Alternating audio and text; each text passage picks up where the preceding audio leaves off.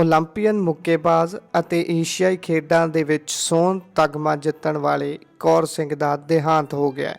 ਕੌਰ ਸਿੰਘ ਦਾ ਸੰਬੰਧ ਪੰਜਾਬ ਦੇ ਸੰਗਰੂਰ ਜ਼ਿਲ੍ਹੇ ਦੇ ਪਿੰਡ ਖਨਾਲ ਖੁਰਦ ਦੇ ਨਾਲ ਸੀ। 85 ਸਾਲਾ ਕੌਰ ਸਿੰਘ ਦੀ ਸਿਹਤ ਪਿਛਲੇ ਕੁਝ ਦਿਨਾਂ ਤੋਂ ਠੀਕ ਨਹੀਂ ਸੀ। ਪਰਿਵਾਰਕ ਮੈਂਬਰਾਂ ਮੁਤਾਬਕ ਕੌਰ ਸਿੰਘ ਦਾ ਇਲਾਜ ਹਰਿਆਣਾ ਦੇ ਕੁਰੂਕਸ਼ੇਤਰ ਦੇ ਇੱਕ ਹਸਪਤਾਲ ਦੇ ਵਿੱਚ ਚੱਲ ਰਿਹਾ ਸੀ। ਕੌਰ ਸਿੰਘ ਦਾ ਇੱਕ ਪੁੱਤਰ ਫੌਜ ਵਿੱਚ ਅਤੇ 2 ਪੁੱਤਰ ਪਿੰਡ ਵਿੱਚ ਹੀ ਰਹਿੰਦੇ ਨੇ। ਕੌਰ ਸਿੰਘ ਦੇ ਮੁੱਕੇਬਾਜ਼ ਬਣਨ ਦੇ ਸਫ਼ਰ ਦੀ ਜੇਕਰ ਗੱਲ ਕਰੀਏ ਤਾਂ ਕੌਰ ਸਿੰਘ 1970 ਦੇ ਵਿੱਚ ਭਾਰਤੀ ਫੌਜ ਦੇ ਵਿੱਚ ਭਰਤੀ ਹੁੰਦੇ ਨੇ। ਫੌਜ ਵਿੱਚ ਨੌਕਰੀ ਦੌਰਾਨ ਉਹਨਾਂ ਦੀ ਕੱਦ-ਕਾਠੀ ਦੇਖ ਕੇ ਉਸ ਸਮੇਂ ਭਾਰਤੀ ਫੌਜ ਦੇ ਕਰਨਲ ਬਲਜੀਤ ਸਿੰਘ ਜੌਹਲ ਨੇ ਕੌਰ ਸਿੰਘ ਨੂੰ ਮੁੱਕੇਬਾਜ਼ੀ ਲਈ ਪ੍ਰੇਰਿਤ ਕੀਤਾ। ਕਰਨਲ ਬਲਜੀਤ ਸਿੰਘ ਜੌਹਲ ਨੇ ਹੀ ਕੌਰ ਸਿੰਘ ਨੂੰ ਪੁਣੇ ਇੰਸਟੀਚਿਊਟ ਵਿੱਚ ਟ੍ਰੇਨਿੰਗ ਕੈਂਪ ਲਾਉਣ ਲਈ ਪ੍ਰੇਰਿਤ ਕੀਤਾ, ਜਿੱਥੋਂ ਉਹ ਮੁੱਕੇਬਾਜ਼ੀ ਵਿੱਚ ਚੋਟੀ ਦਾ ਖਿਡਾਰੀ ਬਣ ਕੇ ਉੱਭਰਿਆ।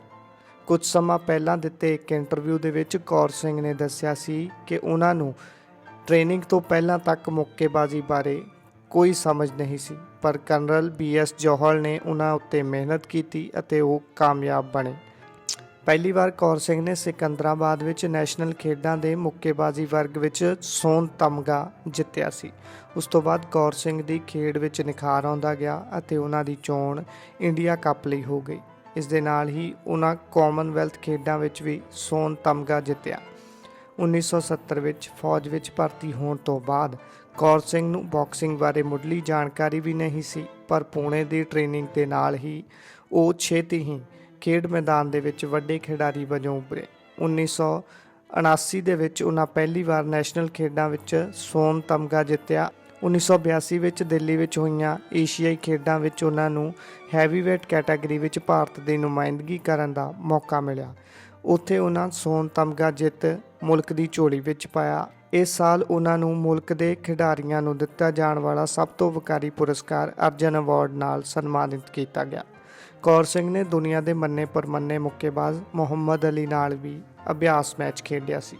1982 ਵਿੱਚ ਭਾਰਤ ਸਰਕਾਰ ਵੱਲੋਂ ਉਹਨਾਂ ਦੀਆਂ ਪ੍ਰਾਪਤੀਆਂ ਨੂੰ ਵੇਖਦੇ ਹੋਏ ਅਰਜਨ ਅਵਾਰਡ ਦੇ ਨਾਲ ਸਨਮਾਨਿਤ ਤਾਂ ਕੀਤਾ ਹੀ ਗਿਆ, ਇਸ ਤੋਂ ਬਾਅਦ ਉਹਨਾਂ ਨੂੰ ਪਦਮ ਸ਼੍ਰੀ ਵੀ ਮਿਲਿਆ। ਉਹਨਾਂ ਨੇ 1984 ਵਿੱਚ ਅਮਰੀਕਾ ਦੇ ਲਾਸ ਐਂਜਲਸ ਵਿੱਚ ਹੋਏ ਓਲੰਪਿਕ ਖੇਡਾਂ ਦੇ ਵਿੱਚ ਭਾਗ ਲਿਆ।